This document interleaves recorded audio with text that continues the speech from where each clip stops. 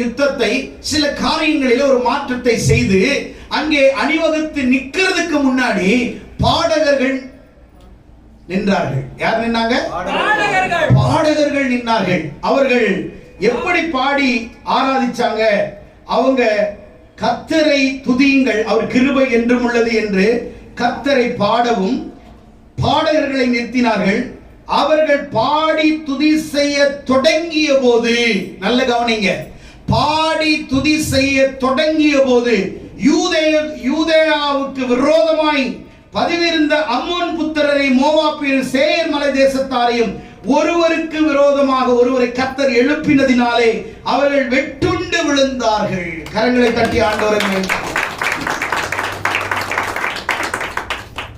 அவர்கள் பாட தொடங்கிய போதே வெற்றி பெற்று விட்டார்கள்.